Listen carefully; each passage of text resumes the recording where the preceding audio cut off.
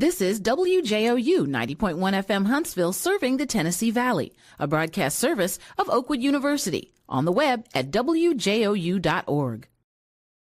Good afternoon and welcome to Second Chance. Second Chance is a weekly talk show that examines a wide range of social issues and seeks to inspire physical, emotional, social, and spiritual healing, believing that God is a God of second chances, and through faith, all things are possible. Second Chance airs live each week from the beautiful campus of Oakwood University and features real people with real issues and offers real answers. And now, here's your host, Kenneth Anderson.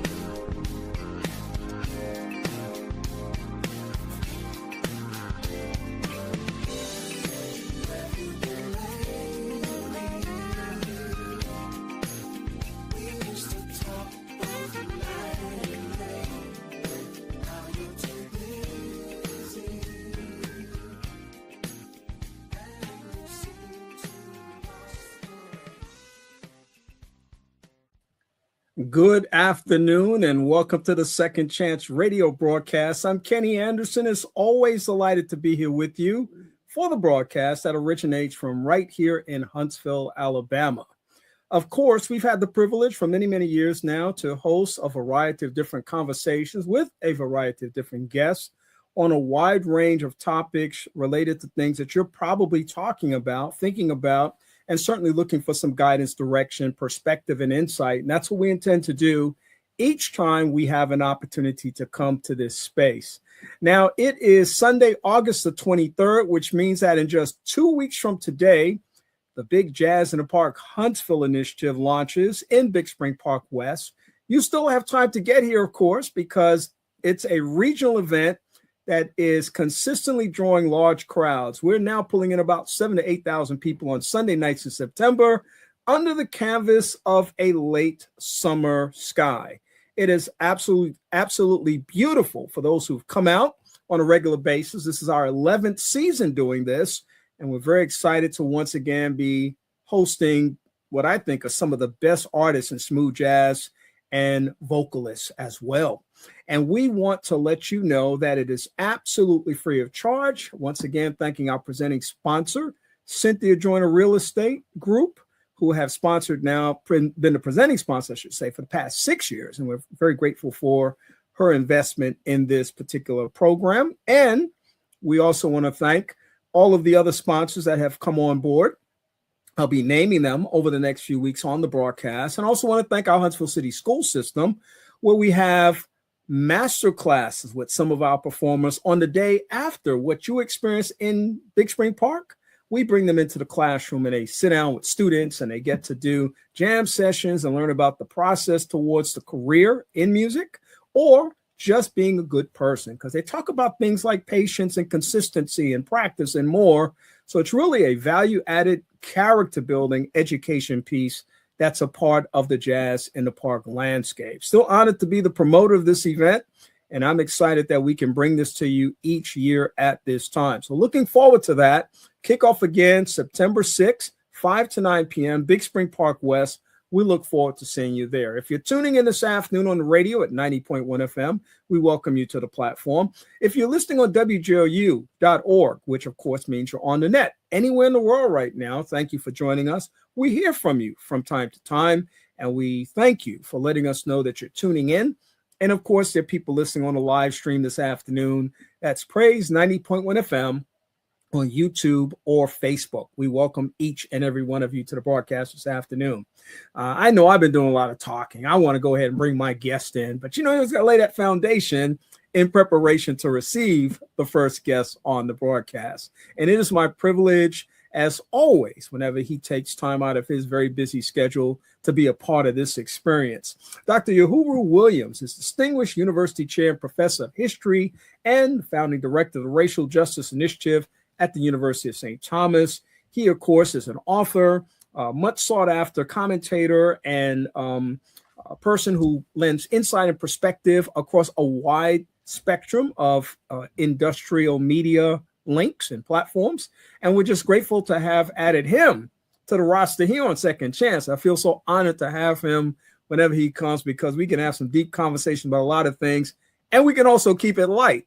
That's the good thing about the friendship and the relationship. Dr. Williams, how are you doing this afternoon? I'm good, Kenny. Good to see you.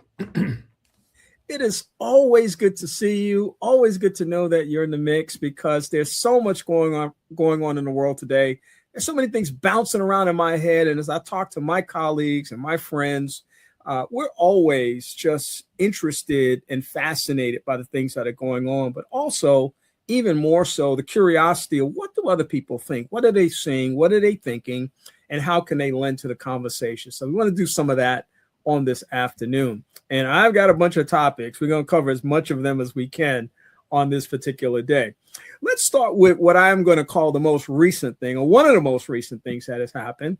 And that, of course, is Representative Hakeem Jeffries has become a little bit of an enigma to some people in the party, talking about the Democratic Party, as a representative. And his most latest foray into the valley of uncertainty for some is this. Let me set the context.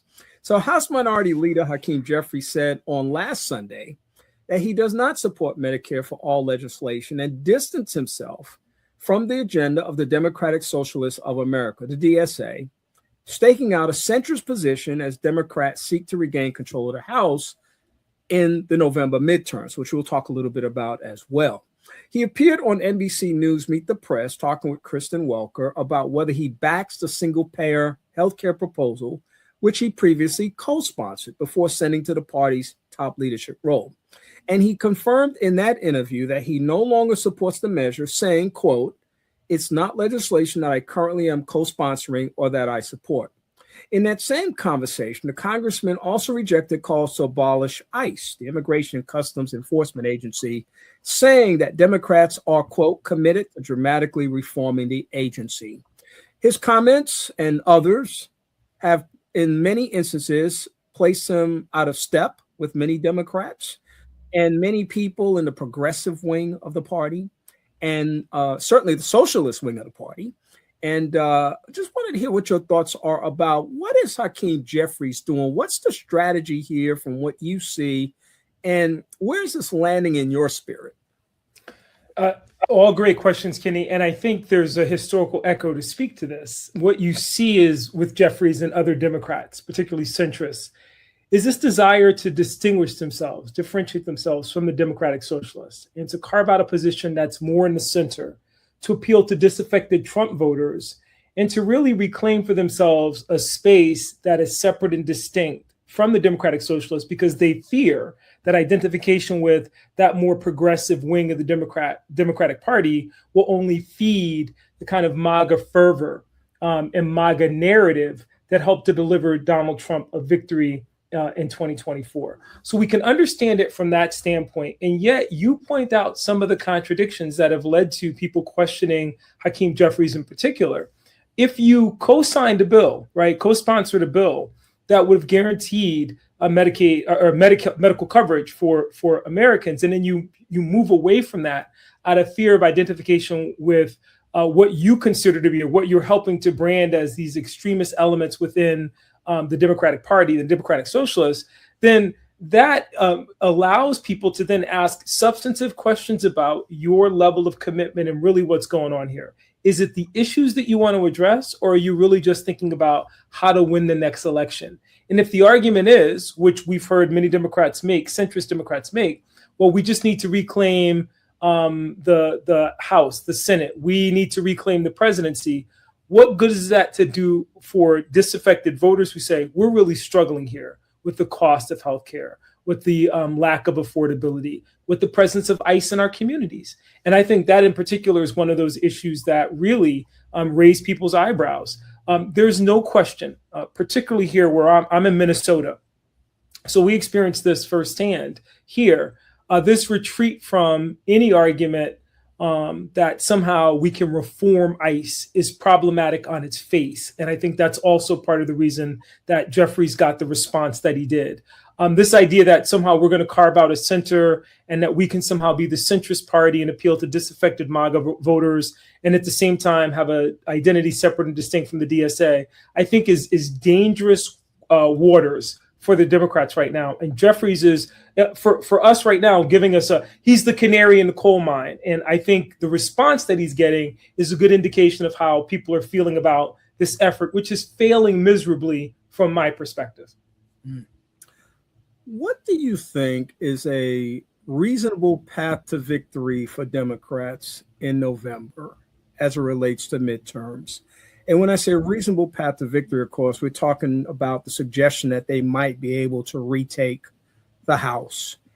There's some hope that that might happen in the Senate, just simply because of the incredible blue tsunami that might occur based on all the things that are going on and dissatisfaction with so many Americans regarding economic challenges that they're facing every day on the ground in their communities. What do you think is that path to victory? Again, great question, Kenny, and yet I'm going to not answer it because I'm going to say that the cautionary tale is what's happened with the Republican Party and the MAGA. What we saw is this political infighting, an inability to agree on an agenda, a presidential administration that has really pushed, I wouldn't argue pushed, has gotten, created an agenda which has been very difficult for some of the president's most diehard supporters to follow. So you saw the exodus, for example, of a Marjorie Taylor Greene. The Democrats have to be worried about that. I mean, they really need to lean into not just a blueprint like a Project 2025. That's not what we're talking about. Because what we saw with the Republicans, what we're seeing with MAGA right now, is this disintegration of that body because of its inability to be very clear on what the agenda is. And great if we get a blue tsunami, but if we get a blue tsunami and then they prove impotent to check the real damage that the Trump administration has done to the very fabric of American democracy, to the damage that's been done with regard to the presence of ICE in our streets and the rule of law, just the basic rule of law, efforts to undermine the integrity of American elections, so on and so forth, it really won't matter. So for me, a pathway to victory is important. No one is more invested in seeing a change in Washington than I am. But I worry that as they're anticipating what potentially may be this blue tsunami, what good will it be if they, have this great legislative victory, this wave of victories, and then they get in and they can't legislate because they haven't really talked through what the real agenda is and how they overcome these differences, personalities, and other challenges to a cohesive rollback on the Trump administration. One thing we can't say for MAGA and Trump supporters is that as disaffected as they may be, they've been lockstep behind the president in terms of supporting his agenda, even when it's been problematic. We know that historically that has not been the case with the Democrats. So I worry deeply about whether they can translate any kind of legislative victory into a real substantive change if they don't deal with some of these issues now. How concerned are you, if at all, about the messaging strategies for Democrats? Do you feel in this moment that they are defining the concerns of the Democratic Party and the people who are being represented in the nation in the most effective way? Are there other strategies that they may be missing or opportunities that they may be missing in this particular time? Opportunities they're missing for sure, Kenny, because I think, you can't, a classic saying, you can't defend or define a negative, right? So in this sense, trying to say that you are opposed to Donald Trump, but you're also trying to distance yourself from the Democratic Socialists, right? And when you can't even acknowledge some of the foundational issues that you share, right, agreements that you share with the Democratic Socialists around issues such as healthcare or a pushback on ICE in our streets, there's a problem. So in that sense, I think there's a problem in messaging, and it is both substantive and cosmetic. It's cosmetic in the sense that what does it hurt, right, to say we agree that ICE is a problem and we would like to, again, that language, abolish the police, abolish ICE. We know that it's dripping with context. It carries weight in certain communities, and it will cost them voters. But the reality is there is a widespread disaffection with ICE's presence. Why not lean into that? It certainly hasn't hurt Democratic Socialist candidates and Democratic candidates who've articulated that in a full-throated way and say we're against this agency as it is presently constituted. And then secondly, on foundational issues around affordability and healthcare, again, the messaging conundrum for me is no conundrum.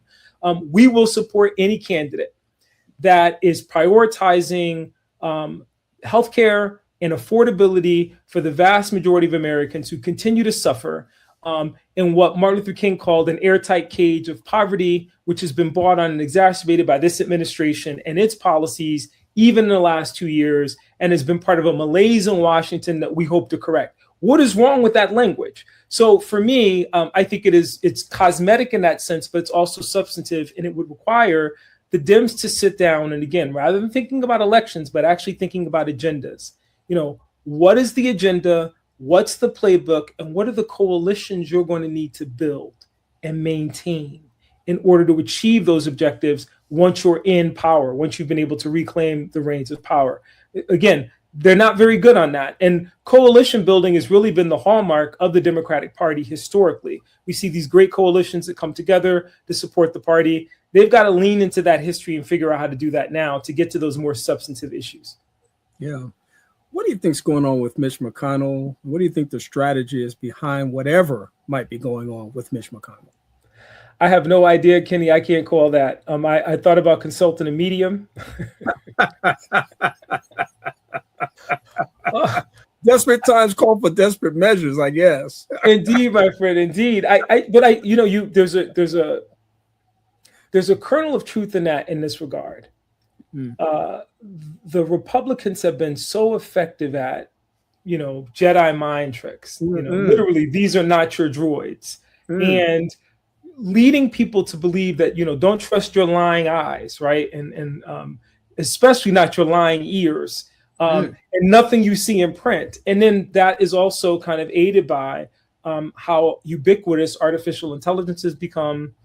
Social media, the inability for people to find kind of a stable source of news.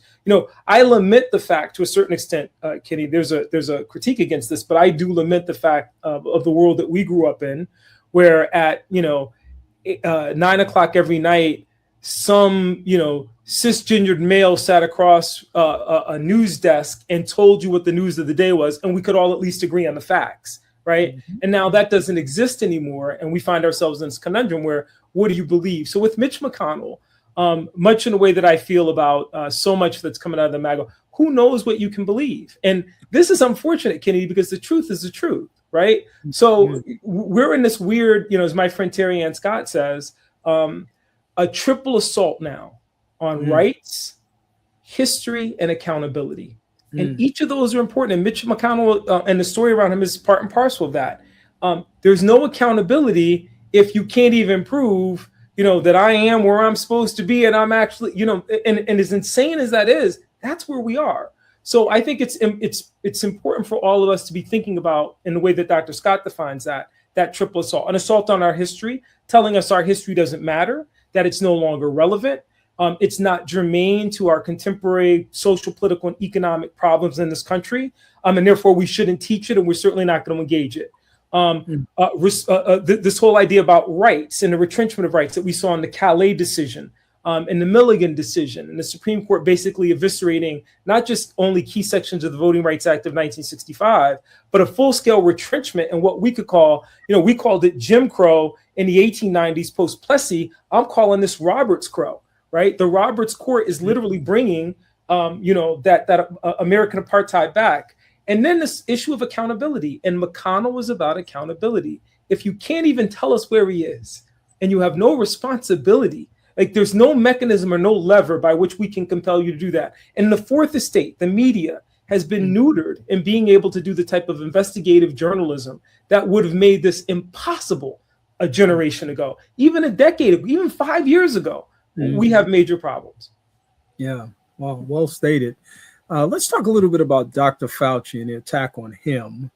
I have been intrigued in some ways how people's voices have once again been energized and elevated in this sort of I told you so moment regarding Dr. Fauci. Some have alluded to the fact that he pled the fifth a certain number of times, and that must surely reinforce the notion that he's got something to hide or that he's up to no good and that he led the country in the wrong way. This is a very intriguing situation. I wonder what your thoughts are about what's happened with Dr. Fauci and the congressional testimonies. Three things about that, Kenny. Now, I'll try to be brief, but I do think you're right. This is a very important moment, and it's connected to the previous question and what we talked about in terms of accountability. Yes. So, Fauci, we want accountability, and people want kind of a post-mortem on the response to COVID. I found myself having to remind people that Fauci was working for the Trump administration. So any attempt to distance Dr. Fauci or Trump from Fauci's decisions while Trump was in office, to me, is problematic. If you want blood from Fauci, then ultimately there's got to be accountability at the highest level. And it was the Trump administration that, basically green lighted what was coming out of that COVID response that Dr. Fauci spearheaded. Having said that, I think this is a bunch of nothing to see here, and a bunch of people who are anxious for an "I told you so" moment. But I disagree with those who argue that if Fauci had nothing to hide, he shouldn't have pled the fifth. The U.S. government has been, the Justice Department has been weaponized. And there's no way that Dr. Fauci, looking at the landscape and the way that other notable persons, including James Comey, have been pursued by the administration, right? There's no way that Fauci's not looking at that and saying, I understand that I got limited immunity with regard to this, but I am taking the fifth because there's no way that I'm going to put myself out here and allow myself to be subjected to malicious prosecution. And now it's become political theater, and we all know this. The reality is science, right? And anti-vaxxers and people like, the current Secretary of Health, Rob Kennedy, they're gonna say what they're gonna say, and they're gonna be where they're gonna be, and they have their position, so on and so forth. The idea that somehow Fauci would expose himself in that way, I think, is problematic. So I understand why people are having that response, and I also agree that, under normal circumstances, if you have nothing to hide and you have already gotten some kind of limited immunity, why not share it all? I also know these aren't normal times, and this is an individual who simply needs to look at the last almost 2 years and come to the conclusion that it's not in his interest to be transparent with an administration that is simply looking to punish, prosecute, and promote lies that ultimately will make him very vulnerable. So I think I'm looking at all of that in that context. It has been roughly 6 years since we were introduced to the COVID pandemic in the starkest manner. I mean, it just really turned our lives upside down. I'm amazed sometimes at how much people have forgotten, first, about how little we knew when it first started, how many things happened that were reactive in a moment where we didn't have a lot of information, and how there was also a sense of desperation in the midst of all the deaths that were occurring. I wonder what your thoughts are 6 years in the rearview mirror now from that starting point. What have we learned from the COVID pandemic as a nation? What have we learned about it as an international population? And what have we learned about it in terms of our humanity? Kenny, I again, and I take a lot of heat for this, but I do have to articulate this. As a historian, we tend to say, give us 30 years before we make grand pronouncements about the past. And yet, we lived through some things in our lives that 5 years post-Katrina, there were some things that we could say that we learned that animated the way that we responded to natural disasters, particularly hurricanes, post that moment, post 9/11. There are things that we learned that one could argue were operationalized within 5 or 6 years of that tragedy, because we're still living with some of them today, whether people agree with them or not, and how we navigate airports. 5 years post-COVID, I feel like we haven't learned a lot. And I say that because there is this desire to negate, again, what we all experienced. people forget, and you're right, Americans have a short memory, but this is kind of in this moment overwhelming to me. The refrigerated trucks on the street of major American cities like New York City. I was in Forest Hills at that time, so I remember the body trucks, because the morgues at the hospitals couldn't didn't have the capacity to meet the number of deaths from COVID. The stories that we have of celebrities and others, people who were decimated by the pandemic. And yet in this moment, there's kind of this kind of wistful, it was nothing to see here, it wasn't a big deal, so on and so forth. And I think that's deeply troubling. And it signals to me at least 5 years on. And I would say the same thing with regard to the murder of George Floyd, that the lessons learned, and the reason I linked the two is that they are, and will forever be linked. That racial reckoning came, at the same time, if COVID hit and then George Floyd was murdered and everybody was home and witnessed it. And then we had this kind of racial reckoning that went along with it. But now, 5 years later, you've got here in Minnesota, the Republican convention for governor having a moment of silence for Derek Chauvin. And you've got Kennedy as Secretary of Health and Human Services making the case that, vaccines are dangerous and all kinds of wild. And so I would argue that I feel like for the first time in my adult life, 5 years on, there's nothing concrete that you can point to that says, here are the things that we learned and what we've operationalized in the hopes of preventing the last war. Now, we know historically you can't fight the last war, but you certainly can be prepared in the sense, if my basement floods, you're not going to get, water's not getting in my house that way again. It might come in from the roof, but I've shored up the basement. I don't see any evidence that we have taken concrete steps, or I shouldn't say that. I am worried that we've witnessed a rollback and a retrenchment of those steps in so many areas, including a response to look at the numbers now on infectious disease in the United States and police accountability. The same problems. ICE is a repudiation of everything that we were talking about with regard to the Justice and Policing Act, George Floyd Justice and Policing Act, which ironically now it's the federal government that's behaving in a way that people complained about state and local law enforcement agencies. And there's no federal government to ensure accountability with regard to that, and no legislation to kind of rein that in. So I would argue, unfortunately, lessons learned 5 years on are dismal. And yet, as you know, we could talk about any number of other periods in our history, and 5 years on, that's a fair benchmark. 5 years later, what have we learned? And I would argue in this moment, not much. Well, we're talking this afternoon with Dr. Yohuru Williams. He's Distinguished University Chair and Professor of History and founding director of the Racial Justice Initiative at the University of St. Thomas. And we're just delighted to be able to have this, I'll call it a social justice roundtable regarding a variety of things that are happening and just gleaning from him, his perspectives on a variety of things.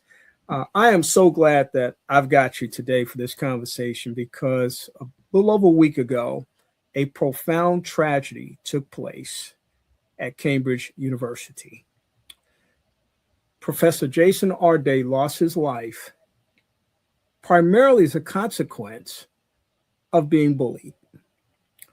I wonder what your perspective is about the life and legacy of Dr. Arday and the resulting consequences of accusations of plagiarism and the incredible pressure that came from just scores of articles written about him and even calling him the plagiarism professor and more. It was, again, I'm old enough to remember when Clarence Thomas was up for the Supreme Court and he argued that he was being subjected to a high-tech lynching for uppity blacks. Because people called into question his sexual harassment of Anita Hill. I don't agree that was a high-tech lynching for uppity blacks, but I believe what happened to Jason Arday is a equivalent of a high-tech lynching. And I say that because I think the language that was used to characterize his scholarship, and make no mistake, Kenny, I'm a professor, so I understand the rules of the Guild, and the rules of the Guild are clear, right? They have rules about citations and proper appropriation of ideas, so on and so forth. But in a world full of colonizers, in a world literally where these institutions exist on stolen land, right? Where words are appropriated, ideas are appropriated, language is appropriated, wealth is appropriated, labor is appropriated. You gonna tell me that the most important thing that was happening was these discoveries? And it was a playbook that we've seen deployed time and time again against Black scholars in particular, with no one applying the same lens, because this is the problem with this as well. I'd love to run, if we're going to play this game, run everybody's stuff through and see what you discover. And what you'll quickly discover is that sloppiness, no one is perfect. No one is going to turn up perfect in this equation. Well, we're imperfect human beings, right? And so, but I believe in the case of Jason Arday, this was a gross example of lynching and the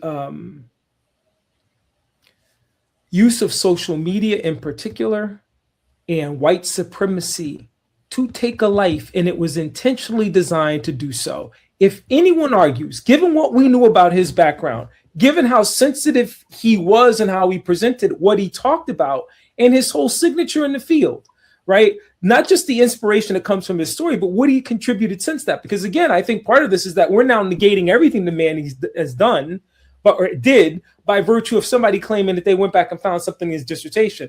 I'm all about what have you done for me lately? And if that 5-year benchmark is something, what about the lectures? What about the mentoring? What about the teaching? What about the scholarship? You're going to now negate all of that based on one. And so now he's dead. And these folks want to claim, well, that wasn't, we bear no responsibility in this. I remember a couple years ago, actually put it this way. There have been abundant examples and cases of people held accountable for far less in encouraging someone to that unfortunate decision, but through a process of harassment and bullying. What we witnessed, and I realize I'll get pushback because people don't like to utilize it. Lynching is a very specific thing. It's a historical phenomena. But if I'm ever going to give any credit to Clarence Thomas, this is a first and an only. This was a high-tech lynching for a Black scholar who deserved far better. And it's something that we've seen with regard to other Black scholars. They've attempted it. In Ibram Kendi, they raised the issue of financial impropriety. There was the president of Harvard, right? And they raised the same. It's like it's an old playbook, right? And it lets these folks kind of buzz like bees. And unfortunately, now we no longer have, this is a tragic case. Yeah. And it feeds into what we've been talking about, that whole social media universe now, where people are empowered to say what they feel and think anonymously or otherwise. They can say it as much as they can. They can drive a narrative that's entirely false or uninformed, and they can do it in ways that actually appear to others who stay on the surface of stuff to be legitimate ways of coming about a situation. And the tragedy of this situation has been weighing upon my heart ever since I heard about it. And I just hope in whatever manner it happens that justice will be served. I don't know what manner it is, but the person, of course, who's leading out in the attack, we named him last week, and I just said, you need to know this guy's name. You need to read about him. You need to understand what his engine, what's driving his engine, and where this is coming from, and you get a better context on why he chose to do this. Even though we don't know the specifics of why, we can extract from what he has done to consider this as just one more thing in a line of things that he has suggested about differences between Blacks and whites and others, and so much more. So, and cloaked, and your point, getting cloaked in this language of meritocracy, right? So yes. The irony is, it's also this response that we saw it with like lock her up with Hillary Clinton, fire him. You could do an entire show with academics who could come on and testify to the fact that they've had letter writing campaigns to their university demanding they be fired for being woke. For weaponizing this very active base that is willing to go to extremes in order to make sure that agenda plays out, but it impacts individuals who are just doing their jobs. And at the end of the day, if Arday was guilty of plagiarism, right? The irony is that the academy, the rules on that are interesting, because there are some very famous scholars who've been accused of the same who've never been held accountable. I'm not going to name them. But it's a simple Google search. Some of the biggest names in the academy have had similar accusations leveled against them, and still continue to teach at prestigious universities and continue to have a profile in which the plagiarism is simply a footnote. I'm not arguing that it was right. I am saying what you're saying, that the gentleman who was at the forefront of this was trying to make the case that this was about a meritocracy and that, Black scholars get a pass and they have an easier road to hoe. The reality is this proves the opposite, because the reality is once we even get the degree 10, 15, 20, 25 years into a career, all somebody has to come and say is that you didn't get this because you weren't worthy of it, because you're taking some white person's job. And at the core, that's really what this was about. And again, I'll say that full-throated. At the core, this was less about academic impropriety, right? Or a lack of academic integrity, as much as it was about this individual going, he doesn't belong here. And I'm the police, right? I am George Zimmerman on this campus, right? And so I'm going to make sure to get you out by any means necessary. And that's what we witnessed play out. Wow. The Tasia Fortune, 29-year-old Black woman, was found hanging from a tree behind an abandoned house in Jackson, Mississippi on August 3rd, 2026. Her family has strongly disputed any notion of suicide, and official medical examiner results regarding her cause of death remain pending. We've all heard, or many of us heard, the story of Nolan Wells, a young student who disappeared on July the 4th while hanging out with friends at Horn Island off the Mississippi Gulf Coast. A little common denominator here, by the way. And of course, all the controversy has been stirred around that particular story. Trey Reed, a 21-year-old student whose body was found hanging from a tree at Delta State University campus in Cleveland, Mississippi. Gerard Jackson, young man, went missing after attending a music festival in Michigan in late 2026. We're seeing these stories over and over and over again. That has created for me, number one, a heightened sense of awareness that they are happening. I'm not in denial. These are things that are happening. And it also has shifted me towards a heightened sense of vigilance. And that vigilance for me means, as I was sharing on the show last week, that I'm mindful about where I travel and how I travel. Not that I haven't been doing that all along, but I have no intention of driving through the roads of Mississippi at night. I just don't. I don't plan to stop at gas stations in small towns that I'm not familiar with. I'm going to fill up in the familiar town and I'm going to keep it moving, and I'm going to fly a lot. So I'm going to eliminate some of those issues. But I'm so much more vigilant because of these kinds of things happening, because they're easy to write off as mysterious. I've seen social media campaigns blaming other Blacks for doing these things. And that in itself is horrific and deeply disturbing. But I wonder what your thoughts are about what we're seeing now, which some people are calling a resurgence of lynching. So I was listening to the show last week, Kenny, and I would ask for anyone if you could put a link to such a great discussion. And Alexandra and I were actually in Alabama. We were in Montgomery and Selma. And then the next week we were in Richmond. And so the irony is I'm listening to your discourse, and I hadn't realized, because I'm not, we're doing these things unconsciously. I am taking the same steps that you are.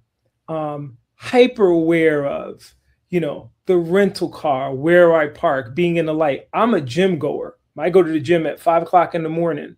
And yet I found myself in Richmond being like, I'm by myself. I don't know the neighborhood, so on and so forth, and second guessing just general movements based on the fact that I don't feel secure and no one is recognizing a pattern. Again, we remember when there were church bombings and fires being set at churches, church bombings during the Civil Rights era, and then not in our more recent history, fires being set to Black churches, and people acted like there was no pattern there. There's a there. I'm not sure what it is. I think that some of the language and discourse that we've heard in response to it is reminiscent of the same kind of racialized, disgusting rhetoric that followed the murder of Emmett Till, when they found him in the river, and the argument was, isn't this just like a black boy to go swimming with a tractor engine tied around his neck, right? Even though those individuals knew exactly who had done it and knew exactly the message they intended to send. This is intended to send a message, and it is taking place in what we would call the old cradle of the Confederacy in ways that, no one can deny that that's a totem, and it's supposed to send a message to us that you're being watched, you're not safe, and oh, by the way, if it's happening in these settings, right, and no one's accountable. Because I'll tell you the other story that goes along with this, Kenny, and this is why I appreciated the commentary last week. Yeah, I'm listening to you, and 15 minutes later, we're listening to a program on flock cameras. Now, we can't go anywhere today without being observed. We're hearing about all the abuses coming out of municipalities from Atlanta to the Northeast to here in Minnesota about the misuse of these flock cameras to stalk girlfriends by police, so on and so forth. And yet you tell me there's no footage? That nobody can find? That there's nothing that all of a sudden?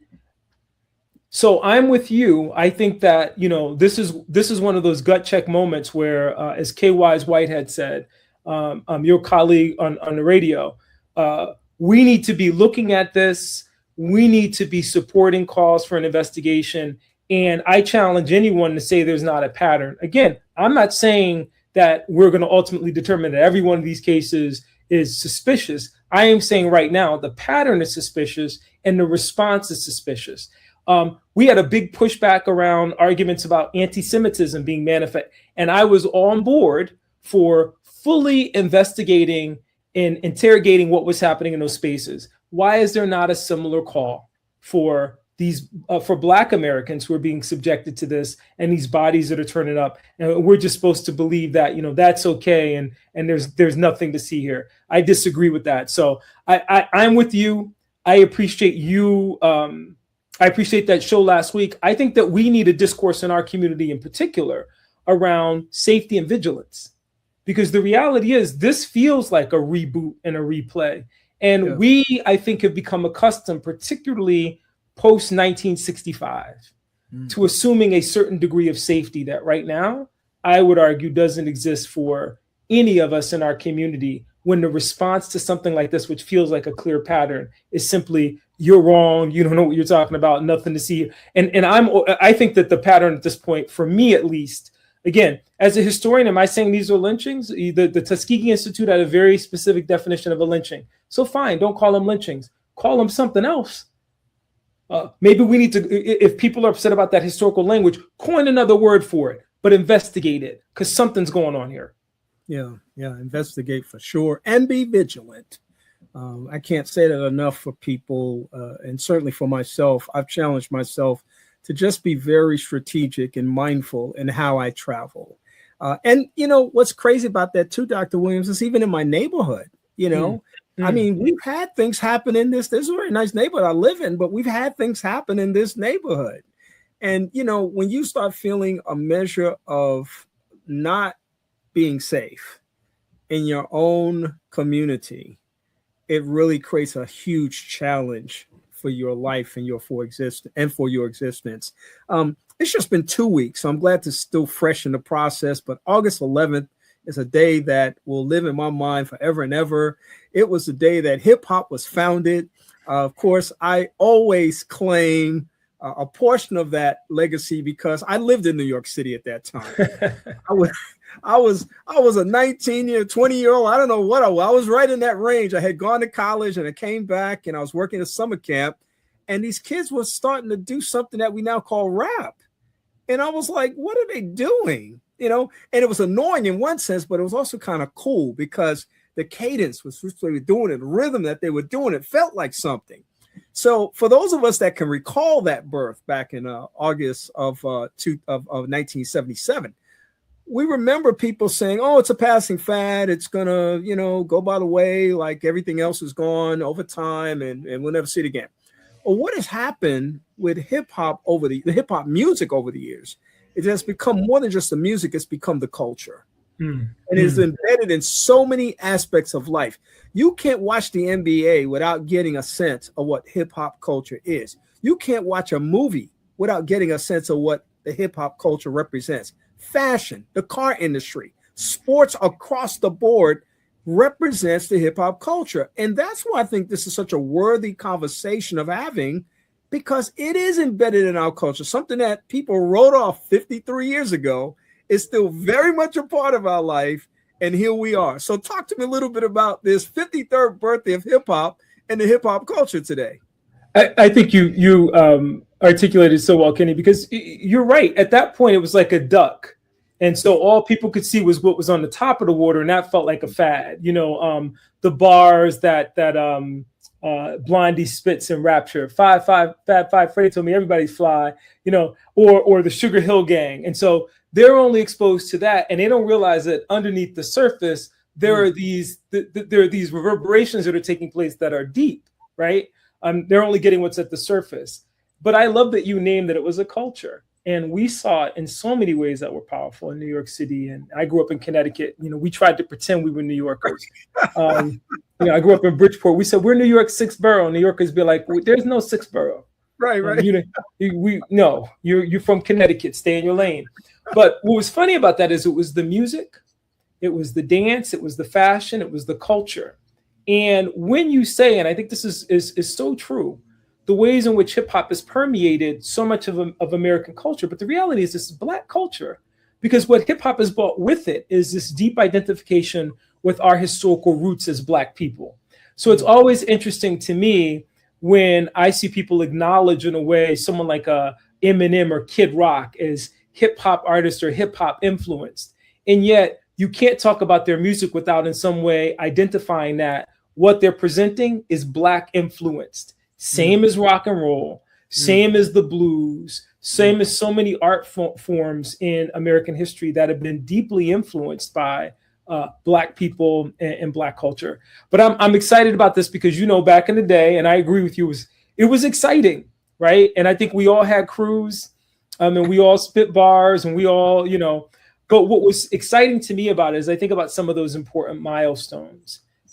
I still think with pride about picking up Run DMC. 2 years ago, a friend of mine asked me to say, right, and Jam Master Jay, and what they were doing with turntables and repurposing, before the age of samples, just hard beats and syncopated rhymes, and that was great. And then the politics that we got in someone like a Curtis Blow, and I think about a song like 8 Million Stories, that then elevates into something even grander with, by the time we get to NWA and Ice Cube, Ice-T, Public Enemy. So I think that there's a way in which there are people who will see this now and say it's the hyper commercialization of hip hop and it's strayed a long way from its roots. But the reality is, as you indicated, I don't care whether you're talking about Jay-Z or the very problematic Kanye West, who's incredibly problematic. The art form itself still owes in large part to the influence of Black history and Black culture. And that's something we should all celebrate. Yeah, that's, I think, an awesome thing to consider, because I think that it's a smart thing for anyone to consider the impact of hip hop on our culture. What's amazing, I did a workshop many years ago, and I was talking about the birth of hip hop and the impact that it had on young people of color, and the way that there's so much creative expression in that particular area that we sometimes miss because we're used to traditional ways of doing certain kinds of things. And so I remember reflecting on this, and I showed a clip of an Asian group doing rap music. And all throughout Europe, people doing rap music. In parts of Africa, they're doing rap music. And people are sort of like going, oh my goodness, this isn't just like a loud car sitting next to me at the stoplight. This isn't just some annoyance on the TV screen that I'm seeing from time to time. This is a worldwide phenomenon that's deeply embedded in culture. Listen, whether you understand it or not, you better respect it because it has an impact. And that's exactly what I see in the process. And Kenny, let me say, related to your comment about Jason Arde earlier, we witnessed breakdancing in the Olympics a couple years back. Here's a perfect example. So when there's appropriation of Black culture, like, and I remember watching a breakdancing competition, and it was like, here are the rules. I'm like, what rules? Like, what rules? You take something that's great. Jazz is creative, right? Charlie Parker's Charlie Parker, because you're never going to hear that phraseology the same way twice. You can even play Yardbird Suite. It's always going to be different. The masters never played it the same way, and that's what made them original, made it, and then, white folks appropriated, suddenly there become rules, and they start handing out awards for who's the GOAT and and that's why breakdancing flopped at the Olympics, because it had strayed so far from its roots in terms of creative expression. And I would argue that we talked about Art earlier, so much of our history and culture has been stolen and appropriated and then taken by others, so that the king of rock and roll is Elvis. And if the history of books are to be written in the last 15 years, the king of rap would be Eminem. And the argument would be, well, the metric is album sales, or the metric is this, or the metric is when you stole it, and then you set a different set of rules for what it is that we did out of a sense of creativity, out of a sense of connectivity, out of a sense for a longing for belonging. You talk about lyrics. I remember Ice-T in 1992. Because when he called it, Chuck D called hip hop the CNN of the streets. Now, Ice-T had these bars: cocaine can't be made in the United States. Kicking facts like this our government hates. The young kids on the street ain't the enemy. They're just ghetto youth after money. They sell drugs, but who sells drugs to them? Try the CIA, my friend, or the FBI, or even Bush. Somebody's getting rich. Sure ain't us. They just kill themselves while others laugh. Look, the streets are a cocaine bloodbath. I'm listening to this guy, and I remember those bars to this day. And it wasn't just that we were listening to music; we were being fed.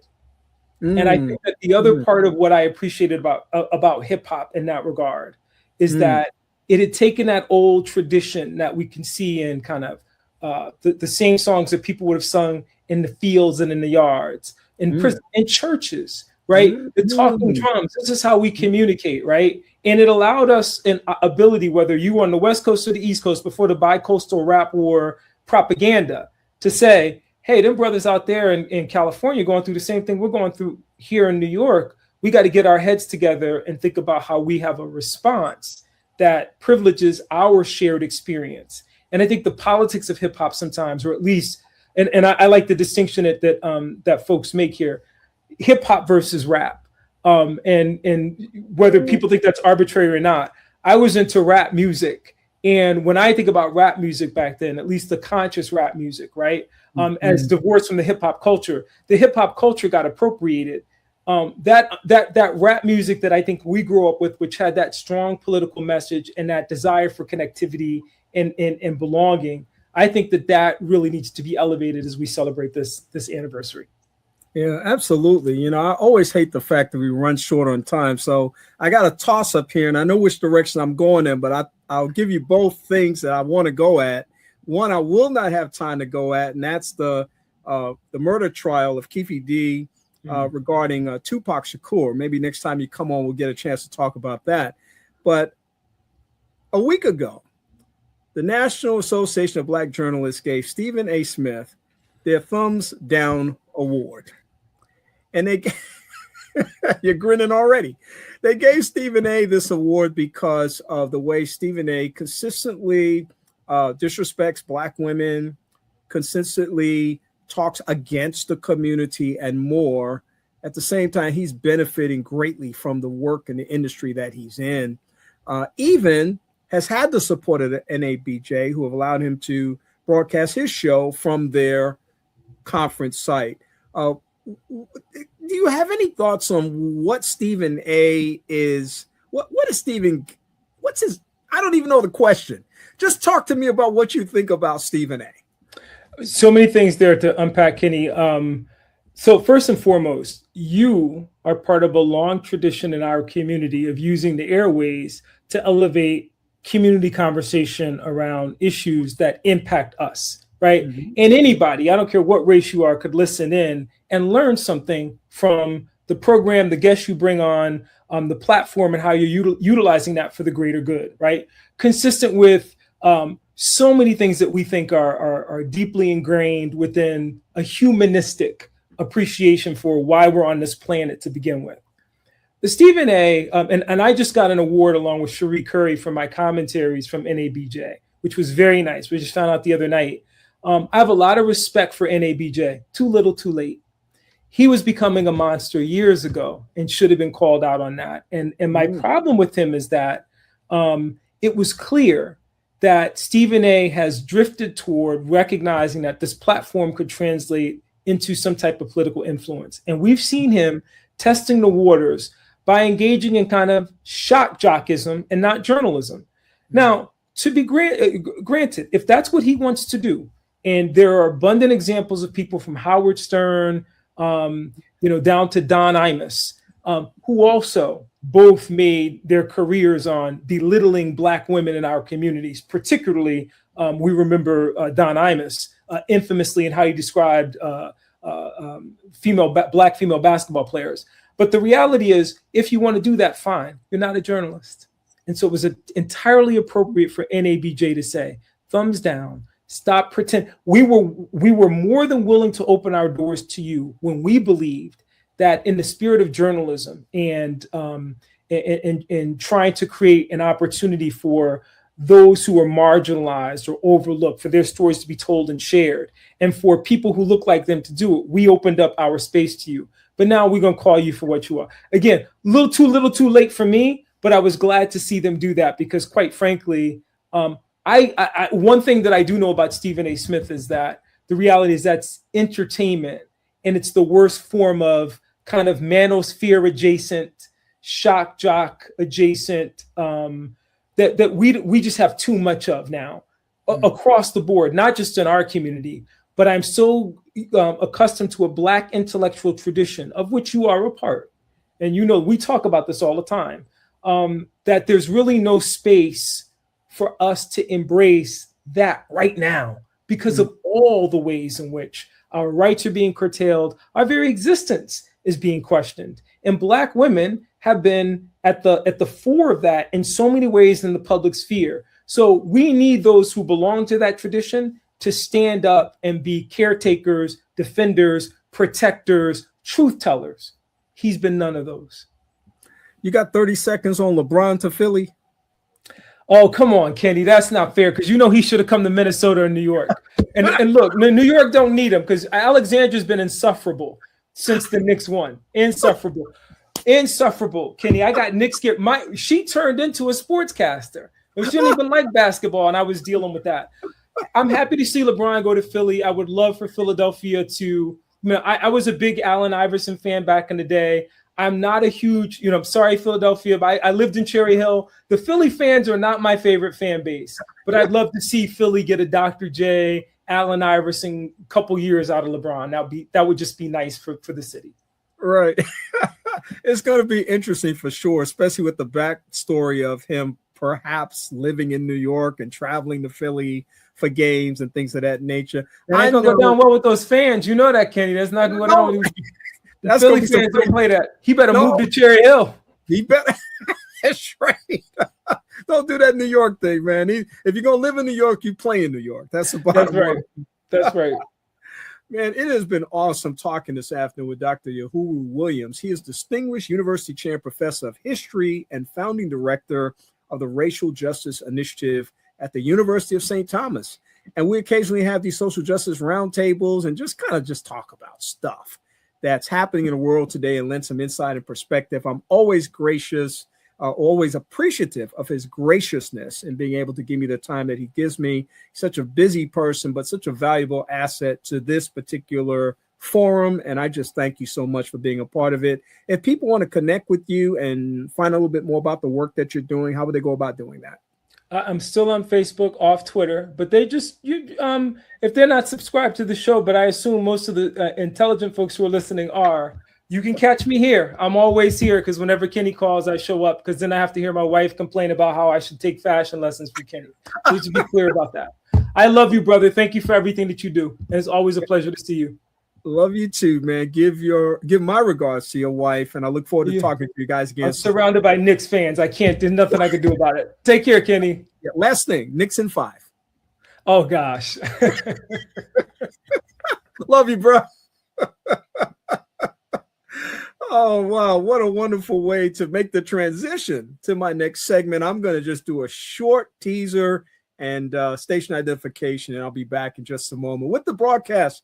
I'm Kenny Anderson. It's Second Chance. I hope that you're having an amazing afternoon. You're listening to Second Chance with Kenny Anderson.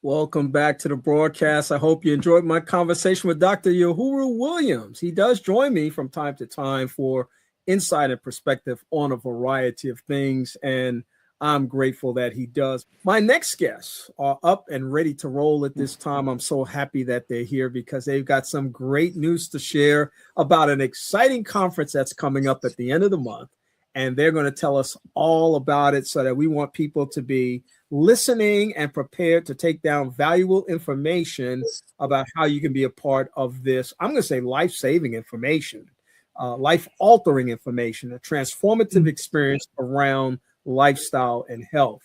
Danette Batiste is joining me today, a CEO and co-founder of Healthy Heart Nation. Great to see you, Danette. It's always a pleasure.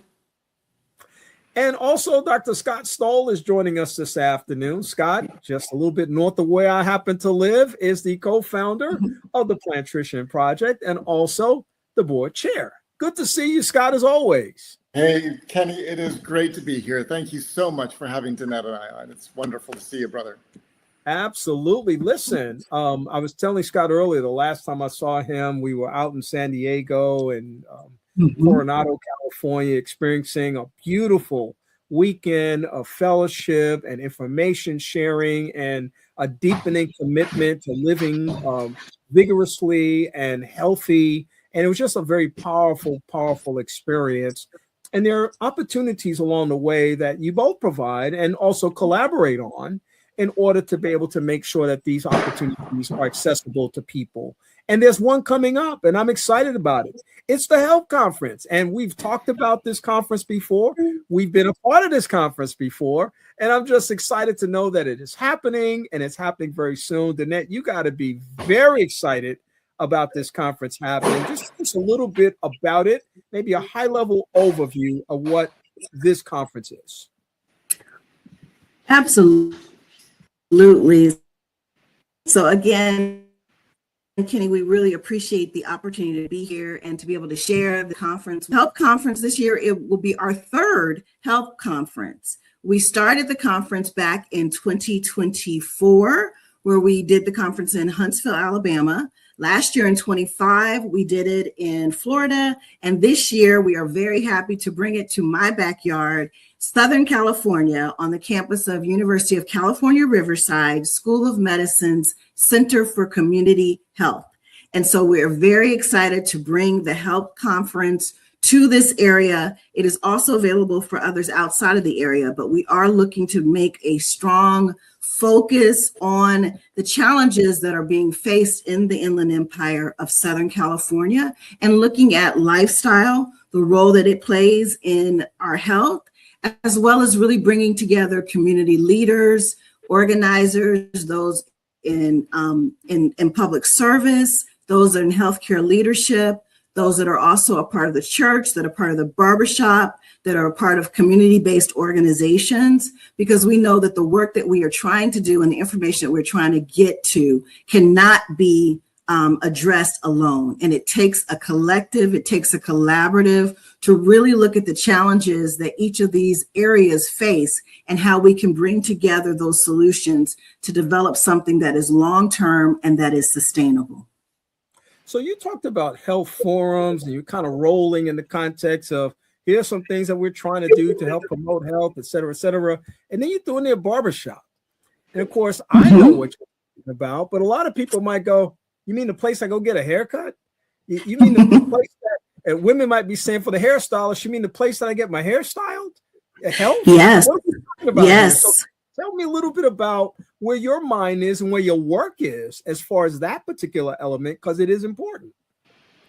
Yeah, so Healthy Heart Nation has really been focused on meeting people where they are. And in our community, the Black community, that is a lot of times in churches and barbershops, beauty salons as well. If you're going to meet people where they're going to be on a consistent basis, these areas are where they are. And so we're not the first to do the blood pressure measurements in barbershops and churches. But since 2023, in fact, February of 2023, our organization has been focusing specifically in the areas using the social determinants of health, where people work, play, live, eat, and pray, to bring the message of health, specifically around heart health, around cardiovascular health, around hypertension awareness. And so that is where we started with the Pressure Project. And so since then, we have gathered over 6,000 measurements. We are doing this work in 21 locations, primarily churches and barbershops, and community, trusted community spaces. And we're delivering the project in 6 states that include Alabama, Georgia, Texas, New Jersey, California, and Bowie, Maryland. So that is kind of what we're doing. And so we see this model as a way to bring the health information, the health message to people that may not necessarily find it in a hospital, or they may not, we may not want to be in the hospital. And so what we found is by doing this work in those barbershops, we do it consistently and in the churches once a month in the locations that we are supporting. We've been able to have conversations that you may not necessarily have.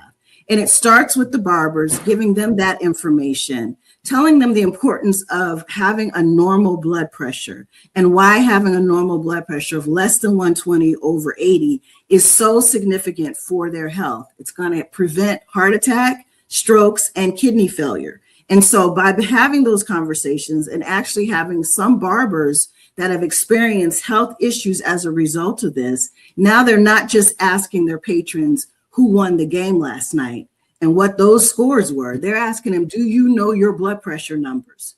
And this is what happened to me. And this is why this is significant. This is why I've changed the way I eat, the way I look at lifestyle from a standpoint of, movement and hydration and stress management. And all of those things are now becoming a part of those conversations in places where people consistently see you, and that conversation can organically grow. Yeah, this is really, I think, so valuable and so important, Scott, as I'm listening to this, because you, of course, are a medical doctor, and you have, from a traditional standpoint, when you first came out of school, moved into a space where you had the opportunity to treat people. That was, I would imagine, clinics and hospitals and other kinds of things like that.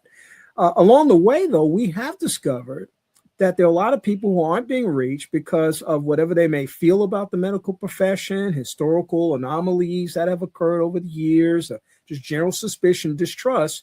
And what an awesome way to deflect some of that by building trust and establishing integrity in non-traditional environments. I would imagine you would support this type of thing and may have some other ideas about how we non-traditionally lean into helping people see a better way for their health. Your thoughts about that?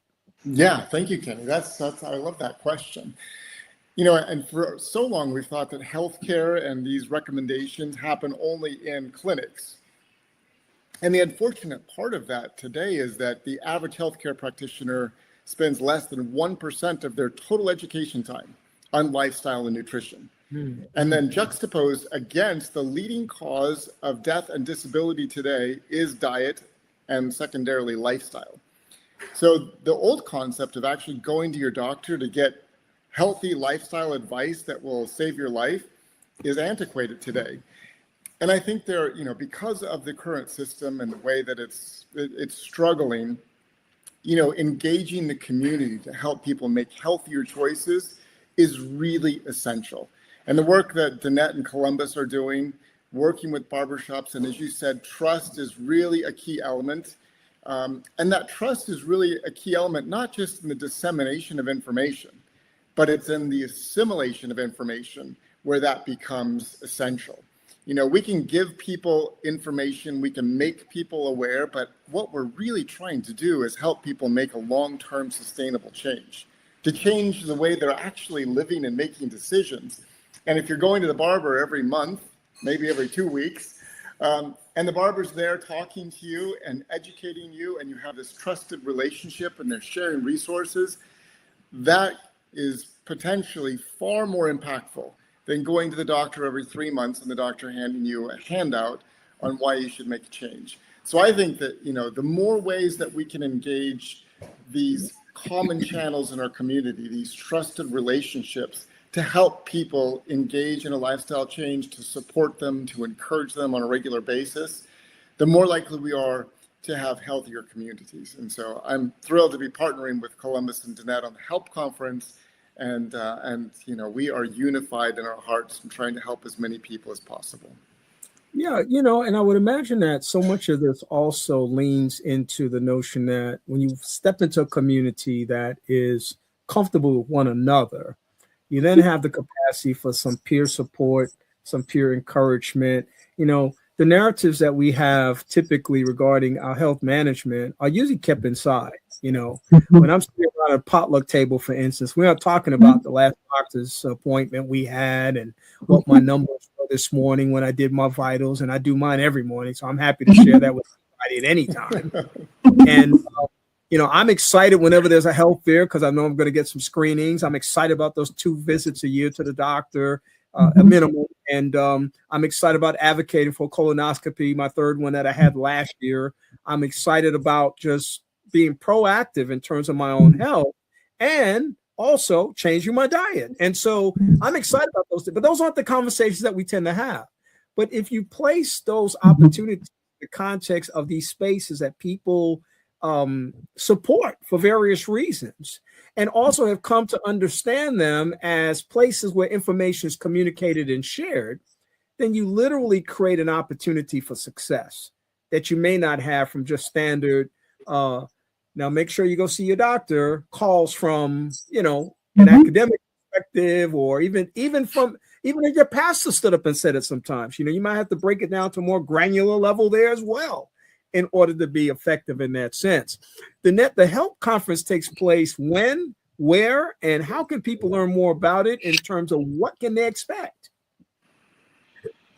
Yes, so the HELP conference takes place again at the University of California, Riverside School of Medicine's Center for Healthy Communities. It takes place on August 28th, and that is a Friday. Instead of us doing almost 2.5 conferences, we've done 2 conferences we've done in the past years. And we're looking to do it from 8 to 5 on that day. And so, again, we're very excited about the people that we've been able to pull together from a leadership standpoint to part in the conference. Right. We have medical doctors that are going to be talking about cardiovascular health, obesity, kidney health. Also going to be talking about the other areas that include, the role of the community in overall health. But what we're also excited about as it relates to this conference is being able to break down the silos. So you have a lot of instances, health people talking to health people, community people talking to community people, church people talking to church people. And what we've always been very excited about with this conference is the ability to bring everyone together in that room so that we can share what we are doing, what we are learning, what we have, our programming that we're offering in the various communities. For instance, we have Loma Linda Health talking about their heart initiative, which is really focused on changing the cardiovascular outcomes in the San Bernardino area, San Bernardino City, which is one of the 3 poorest health outcomes in the United States, along with Nashville, Tennessee, and Detroit, Michigan. So they have teamed with Meharry Medical College School of Global Health. And so they're going to be talking about the initiatives that they are doing in that area, but they're going to be having those conversations with the blue zones. So they're going to have the people who are in the blue zone, which, as you know, Loma Linda is right next door to San Bernardino. Their health outcomes are great. San Bernardino's. Yeah, people don't know what a blue zone is. Make sure you know what that is. Yes. Yes, a blue zone is where basically there are 7 areas in the United States that have the best health outcomes because they are focused on some principles such as, eat what they eat, how they interact and socialize, their movement, their community activities, all of those things.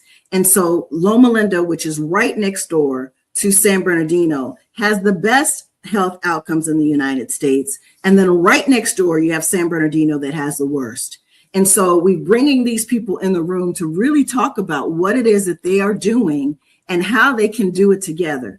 Because what we know for sure is that by collaborating and working together, you are able to build those sustainable changes. And us bringing that lifestyle conversation into that is an opportunity for them to understand it, to learn it, to be able to ask questions about it, and to be able to apply it to their daily lives.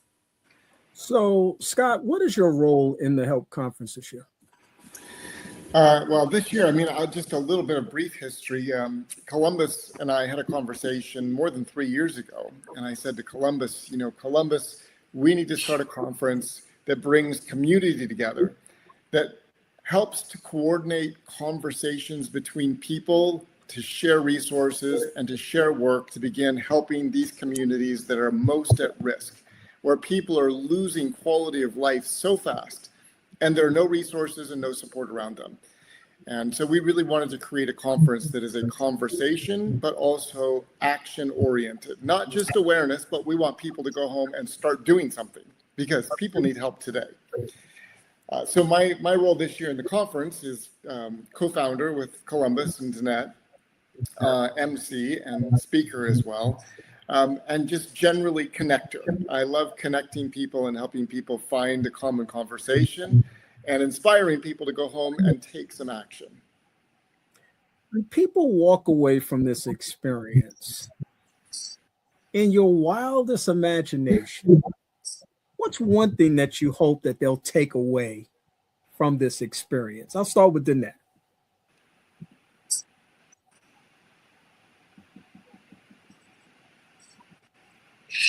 Yeah, I want people to be empowered, to know that they can make a difference in their health and in their life. And then I also want them to feel supported and understand that they don't have to do it alone. Okay. Scott?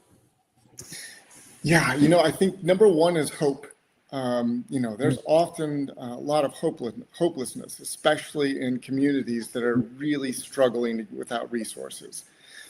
And sometimes the situation seems hopeless. Like, how in the world can we solve this? And the hope comes from several things. It's being in the room with other people that have answers, solutions, and resources that you didn't know existed. It's learning new information that helps you see a solution that you didn't know was possible. And that is lifestyle. Lifestyle, and especially the power of the plate, can change somebody's life in as little as just a week.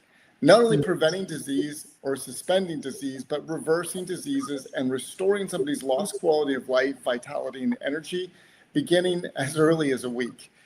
And so I really believe that if people can leave with that kind of hope and some connected relationships, things start to happen. I would just add this last thing, that hope is not just a feeling or an emotion. They've used functional MRIs to study the effect of hope, and it actually turns on the orbital frontal cortex of the brain, where people can begin seeing solutions they didn't know existed, strategizing pathways to get there, and identifying barriers and developing strategies and tactics to overcome the barriers. So hope is more than just a feeling or an emotion. This is actually action-oriented component of somebody's life that leads to lasting change. I so love that, because there is biological evidence of what we talk about. This is not just a notion. This is not just something that we aspire to. It's something that people can legitimately connect to, that can make a profound impact on their journey in life. And that's really what this conversation is all about. How do we maximize our optimal potential in life? There are choices that we can make about every single thing that we do. There's enough choices that are not left to our ability to control. I can't control the weather, for example. It's either going to rain or the sun's going to shine. It's going to be real hot. Whatever's going to happen is going to happen. But I can control some things about my journey in life that can have a profound impact on my life. And this is so much of what the HELP conference is about. tell people again when it is and how they can get more information about it. Danette, I guess I'll ask you to do that. Yeah, absolutely. And before I say that, I do also want to say that, with that hope piece, there's got to be the processes and the structures to support it. And so that is also something that the HELP conference is going to bring. So it is going to be on August 28th. It is going to be at the Center of University of California, Riverside, School of Medicine, Center for Healthy Communities. And we're partnering with Michelle Burrows, who works there, who has been a key sponsor with us to get this going, because we also want to make sure that we can touch the lives of students and those that are in the younger phase of their lives to be able to understand and to adopt this as well. So we've got a group of high school students attending, medical students, as well as university people attending the conference as well. So everybody's going to be all mixed up in there together. And it's August 28th from 8 to 5 p.m. on the campus of University of California, Riverside. Yeah, I absolutely love that. And we, of course, have an opportunity to be able to share and talk about these things in a very powerful way. Scott, I would be remiss if I didn't give you just a chance to say something about the Plantrician Project. I introduced you as a co-founder of that initiative, and I also identified myself as a board member. So what would I look like? Not giving you an opportunity to share something about something that we all are passionate about. Yeah, thanks, Kenny. I'm glad. I really do appreciate your service as a board member. It means a lot to me. And the Plantrician Project was initially started many years ago when I recognized how long it took me to learn this information as a physician. How to, the basic understanding of the science of lifestyle and the power of our plate to prevent, suspend, and reverse disease. And then develop my own resources to begin changing my practice, using my prescription pad to write breakfast, lunch, and dinner, and handouts and strategies. And I saw the incredible transformations of my patients. Their lives were changed in every way, not just disease markers that got better or medications that were decreased. They had a brand new life, new vision for their life, new activities, new friends. It was incredible. So I said to myself, we've got to expand this and teach other physicians. So myself, my partner Tom Dunham, and Susan Benegas, we started a little conference in 2013, and that became the Plantrician Project, which is now a global organization designed to inspire, equip, empower, educate, support healthcare professionals, health enthusiasts around the world with this information and the resources they need to go out and change lives. So it's not just me changing my patients, but we have tens of thousands of healthcare professionals and health enthusiasts sharing this information. We're starting conferences like the HELP Conference, journal like the International Journal of Disease Reversal and Prevention, downloadable resources in multiple languages, doing conferences and work in Japan, Saudi Arabia, and elsewhere. But it's all rooted in the idea that we want to bring hope, resources, connection, support to these other healthcare professionals so they can do the same thing. I'll just end with this, that every healthcare professional sees about 10 to 15,000 people in their lifetime. So there's an exponential opportunity by reaching healthcare professionals and helping them to identify people in the community where they can become an integrated part of a community resource, because ultimately it's communities that change communities. And so that's what we're doing. Danette? Yeah, no, I love that. And I wanted Danette to say just a little more about Healthy Heart Nation, because you may have some things that are coming up or going on, but you do have a grounded foundation and you are doing some very significant and important things in communities, not just in the Southern Cal area. You're doing them all over the place. And I love that too. So, and you've got ambassadors and stuff. So it's a lot of stuff going on in the Healthy Heart Nation. Tell us a little bit about that. Yes, and Kenny, you're an ambassador for Healthy Heart Nation as well. So. Of course I am. That's why we're talking. Yes, absolutely. So we all are pulling on Kenny's coattails, as it relates to the talent and the amazing gifts that he has and the enthusiasm that he offers to everything that he does. But Healthy Heart Nation was founded really around using the social determinants of health to improve health outcomes, focusing really on the cardiovascular piece of health. We lead with our heart. We're trying to change lives one heart at a time. And so, as Kenny mentioned, we do have over 200 ambassadors, which are volunteers that are saying they can bring their time, their talents to really focusing on ways that we can change the outcomes that we find in our community. And so for us, a nation is a people united. And so Healthy Heart Nation is a group of people united to use what their gifts are that God has given them to change the nation as a whole. And we do that one heart at a time. So each person bringing what their expertise is and being willing to share that with other people, bringing those discussions to the table as a collective, not just health people looking at health or business people looking at business, education and justice. They're all separately talking. We're all about collaboration. So we feel that we can build the strongest solutions, the long-term solutions, if we bring these thoughts, these minds, these passions, these talents together. And as a result of that, we're able to touch many lives in a way that is sustainable, that allows it to be accountable. We can measure those results, and then we can scale them and take those pilot programs into more and more cities with more and more people. And so that is how we've been able to grow our coalition of volunteers, our initiatives, our reach, our touch is through, the commitment of people like Kenny, and people like, others that are part of the Healthy Heart Nation ambassador community. And you have a social media presence, you have a website to direct people to so they can get more information? Yes, and that is by MYHHN, healthyheartnation.org, myhhn.org. So you can find us on social at Healthy Heart Nation, on Facebook, LinkedIn, and Instagram, and you can find our website at myhhn.org. Yeah, and you post regularly, so people that want to stay plugged in and find out what's going on and how to get involved can certainly do so by just touching base with those touch points. And Scott, of course, the Plantrician project is active. I think I got a message from Brooke earlier today. And so I know that you guys are active on social media and LinkedIn and stuff. So and website also. Tell us how people would connect with you there. Yeah, thank you, Kenny. Very simply, plantricianproject.org. You can download all of the resources there that we have that are free and available, including our free journal, the International Journal of Disease Reversal and Prevention. You can also find, I just launched a new podcast called A Regenerative Life, the Science of Healing and the Power of the Plate, with some incredible interviews with a wide variety of people that will talk about how we heal, not only physically, but also emotionally.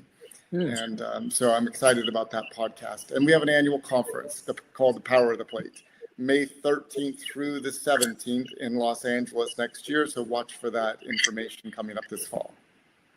Yeah, that's 2 trips to Los Angeles for me next year. I'm coming to that one, but I'm also coming to the Super Bowl Media Week in February. So, nice. Yeah, I'll be there. That's exciting. It's incredibly exciting. I'll be there for 4 days just ahead of the big game, but I'll be getting a chance to actually mix it up with all the different media outlets and the players and the celebrities and stuff like that. So it's going to be a lot of fun.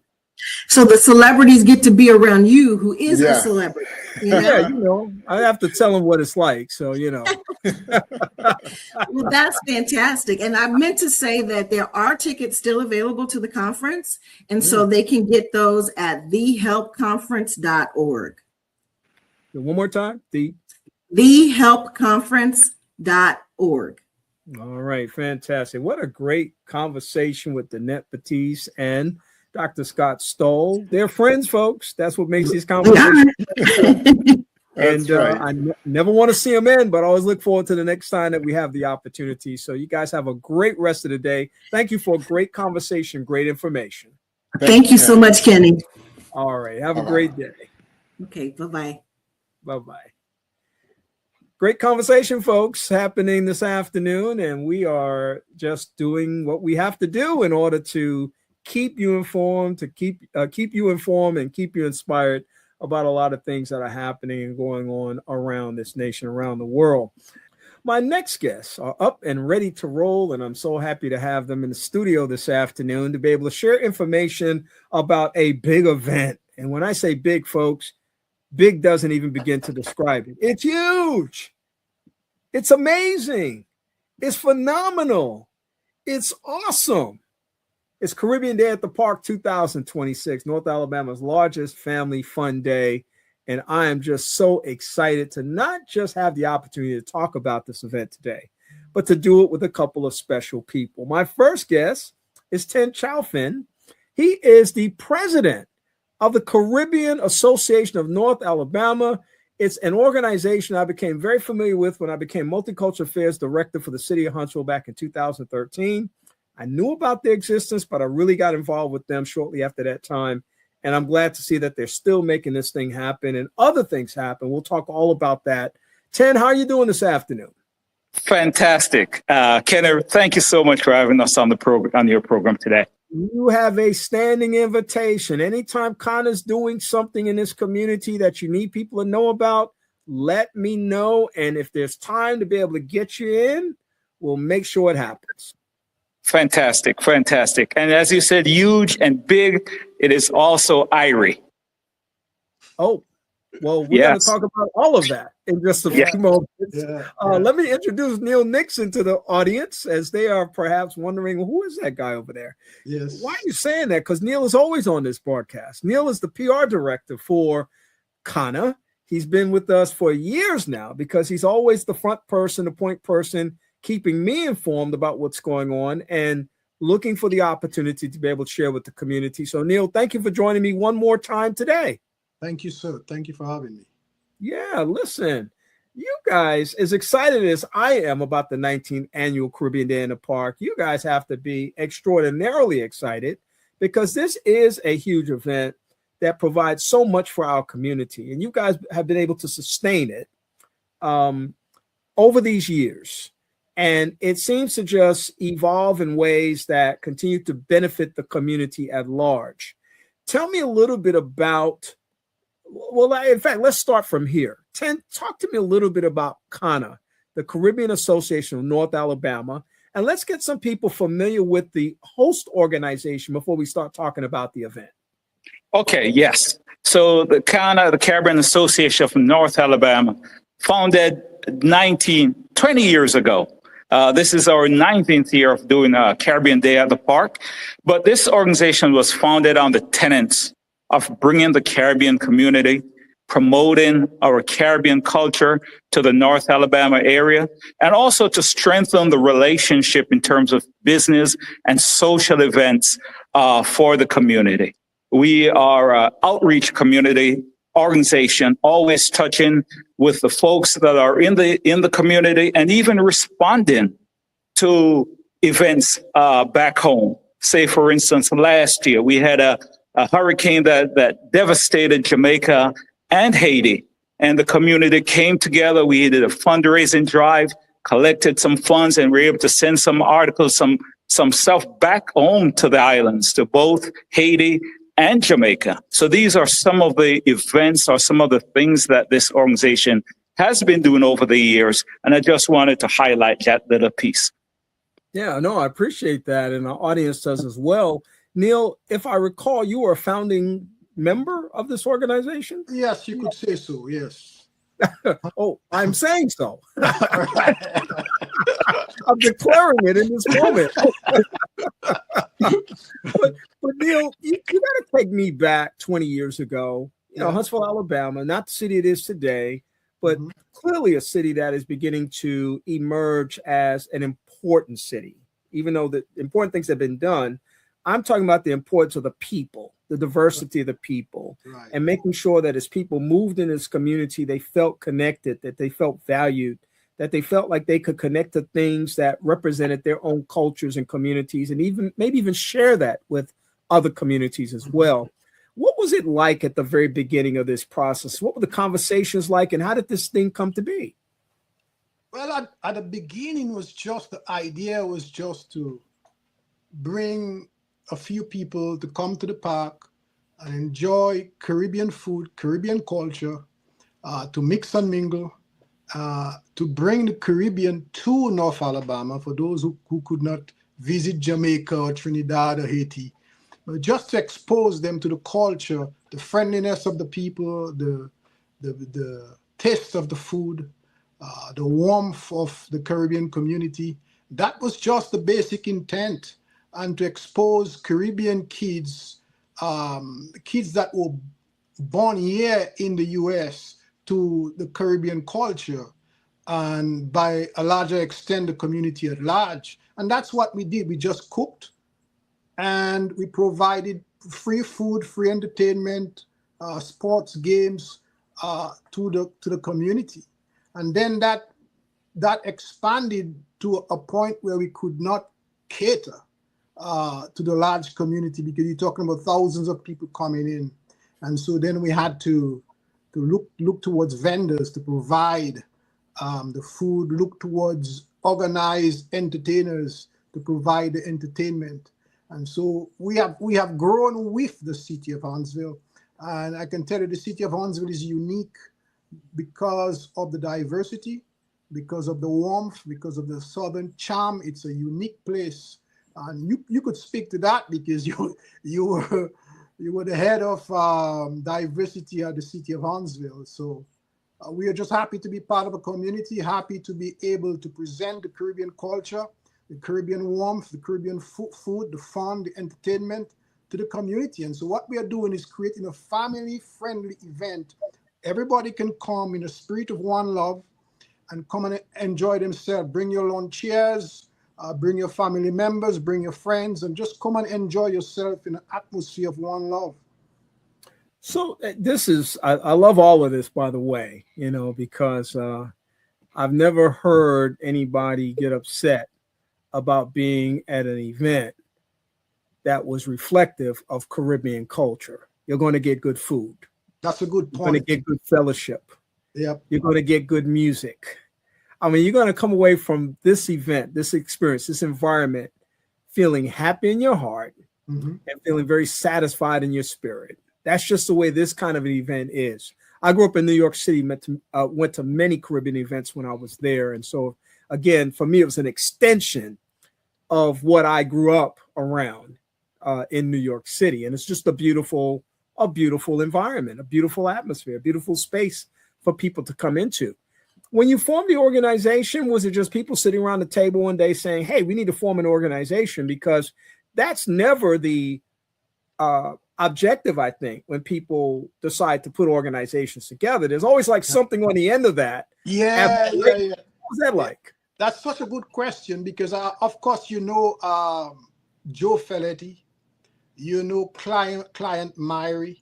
Yeah. These are the guys, they all had some Caribbean roots, and their children, were born here. And we said, let's bring a few folks together, just come out and eat and relax. But you made a point. In the 19th year of doing that, in 19 years of doing that, we had only one incident. You know what that incident was? Somebody got too excited, and we had to call the ambulance. That was it. So we are pleased. I mean, we are thankful for the Lord for His extended mercy. He looked after us. We pray all the time when we're doing these events to ask for His guidance, the protection, etc., etc. So we are pleased. Yeah. No, that's terrific. This is so much fun. Tell me how you got connected to the Caribbean Association of North Alabama. So Kenny, just by going to the event. I came to Huntsville in 2019. They were having the event out at Stone Field, and friends and co-workers said, hey, island stuff is happening in the community, Labor Day weekend. You need to go check it out. And lo and behold, I went, enjoyed a tremendous experience. The vibes was just nice. The entertainment, the food, everything was on point. And I stopped at the CANA table and says, hey, I want to be a part of this organization because you guys had something going on. Something was cooking and I was ready to eat. So I signed up and been a part of the organization ever since. Since 2019, last year, the body kind of elected Tenn and say, hey, try and help us take it to the next level. So tremendous from 2019, Kenny, I've been with the organization. Let me add, Kenny, that Tenn is a perfect 10. You know, I know it's a little humor, but Tenn is a military man. He served the U.S. military. And so it speaks to the diversity of not only Huntsville, but the diversity of the Caribbean community. And so we are hoping that if anyone from the military, you have a military background, you're not asked you to come out to the park, come and meet Tenn, shake his hand. Our event is, as I said, is a very diverse event, and we are trying to appeal to the wider community. And so we're saying it's for everyone. Bring your lawn chairs, come out and relax, come and enjoy some Caribbean food, come and listen to some live reggae music. We have a lot of different games and entertainment. We have a tent specifically geared towards children. And so we have horseback riding. So we have a lot of different activities that the whole family can enjoy. And so we're just inviting everyone in the Huntsville area to come out and enjoy themselves. Neal, have we said that this is a free event yet? Yes. This is free. We buried the headline, y'all. We gotta always leave that. We gotta leave 100%, 100% free. Yes, yeah. Absolutely, absolutely.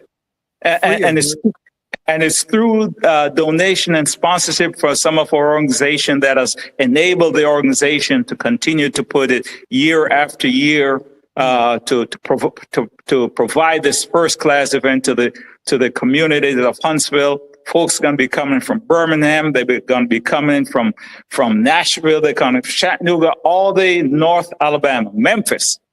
The band is coming from Memphis. So, you know, we have everything in store for young, old, and in between. You're going to bring your dancing shoes. You're going to do some line dancing. It's get up and go time. It's Listen, it sounds like a lot of fun. Let's tell people when it is, where it is, and what time it is. And then I want to ask you guys some more questions. Go ahead. Okay, let me go with that. So it's on Sunday, always Labor Day Sunday, the 6th of September, starting at 11 a.m., ending at 7 p.m. We have entertainment throughout the day, throughout that time slot. So you can come, you can see a part, you can go back, you can come again. You launch here. We'll have refreshments. We have food there to keep you there all day. And the vibes is just going to be great. So Sunday the 6th, 11 a.m. to 7 p.m. at John Hunt Park, right at the JC building. Behind the JC building, there's an open field there. That's where we'll be. That's a perfect location. And of course, you all have experienced an evolution in terms of where you hold this. As you have moved through almost 20 years of this now, it continues to grow, and your partnership with the city has deepened, and you're able to put it in a place that has lots of space, lots of parking, lots of opportunity. And of course, in September, still lots of daylight. So there's just great stuff going on, and people can come out and have a great time. So I'm excited about that. Let me ask you guys about your Caribbean roots. Oftentimes we think about the Caribbean. I'm saying we, people who may not be from the Caribbean, even though we may have Caribbean heritage in our bloodline.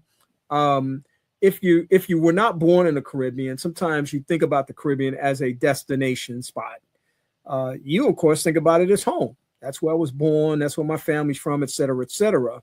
And so we think about the Caribbean sometimes people think about it in a very static way. You know, oh, yeah, let's take a cruise to the Caribbean. Let's vacation there. Talk to me a little bit about what is it like to be Caribbean? Talk to me a little bit about what the average tourist may not know about being a Caribbean. Yes, this is such an interesting question. The answer is so diverse, right? I know, for instance, Jamaica, right? Why do the Jamaicans speak the way they speak? I mean, they were once a Spanish colony, right? And now they are English. Dominica was once a French colony, and now they are English, right? So it's a place of, you get the Caribbean Indians, you get the Africans, you get the Indians. That's where we get our curry chicken from India. You know, then we get the Europeans American, which brought down so many different aspects of their culture as well. So it's a mixed culture. And in the Caribbean, I don't know for Jamaica where Tenn came from. We also have Chinese in Jamaica as well, and Germans. So it's very mixed, but we just don't know what racism is, or difference, the differences in color, what these things are. Because it's just a melting pot there, and everybody plays cricket, everybody eats jerk chicken, everybody love cod fish, and everybody love the lime juice and stuff like that. It's just a melting pot. I mean, Jamaica is like Barbados. Barbados is like Jamaica. They play the same music in Trinidad, which is carnival in Trinidad, carnival in Jamaica. It's just basic, the same way the Seventh-day Adventists worship in Jamaica. They worship the same way in Antigua. Yeah. So the differences are so minute. So minute. We eat the same food, we listen to the same music, dance the same way, go to the same university, and have the same aim and goals in life. The culture, the norm, the dreams, the aspirations are basically the same. If Jamaica is hurting, then Dominica is also hurting. So it's the only difference I see is a separation by seawater. By the ocean, but to me the culture is basically the same. I was at Tenn's house this weekend, right? He had cooked this big pot of soup, right? And we all enjoyed it. We all could identify with it. And then somebody has brought in some jerk chicken. We could identify. Somebody has brought in something called festivals, which is fried dumpling. We could identify. Nobody was out of place. Nobody had questions about the food. We all recognized the food, even though they came from different cultures, different countries. Yeah. That is awesome.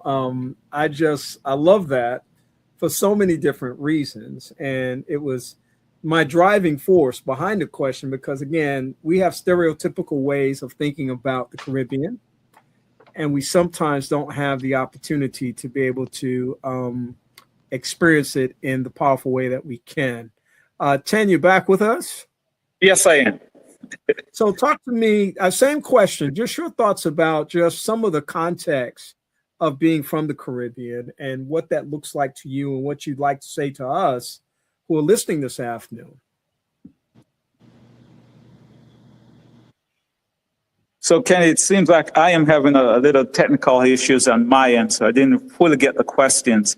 So I'll address it in this way, our comments on my upbringing. So in Jamaica, we grew up out of men of one people. And when I gather with the rest of the Caribbean community, that's the way that I feel. Even though that's the Jamaican motto, that's how I feel about the entire Caribbean, that it's out of men, we are all one people. So in our executive group, we have Dominica, Neal from Dominica. We have Miss Denise. She is from Bermuda. And we have Mr. Emmanuel from Haiti. So we have that representation and that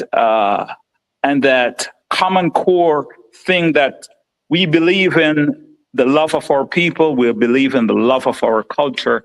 And as Neal mentioned, where it came from and where we are today, that we want to share that culture with the world.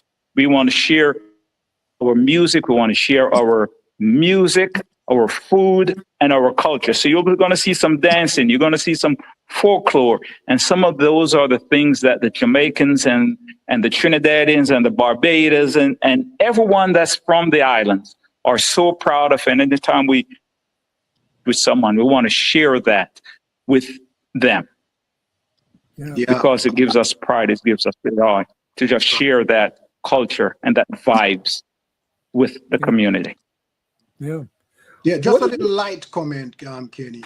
The only difference is in the color of the flags.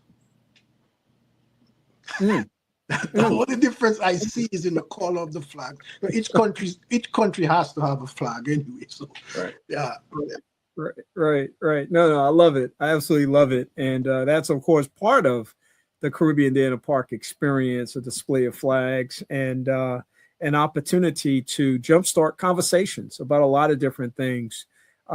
Just like any other thing, the Caribbean should not be seen as a monolithic environment, that there are people who experience a variety of different things based on where they're from. And yet there's still so much common ground in that space. And it's wonderful, again, to be in an environment that is not heavy. It is creative. It's expressive. It draws people in and speaks to some of the things that I think lie in our common natural things that lie in our spirit. If you walk away from the Caribbean Day in the Park, not having tapped your feet one time or clap your hands or, dance a little bit, had some delicious food. If you walk away from that experience, that's on you, because it is going to be there and it's going to be available to you.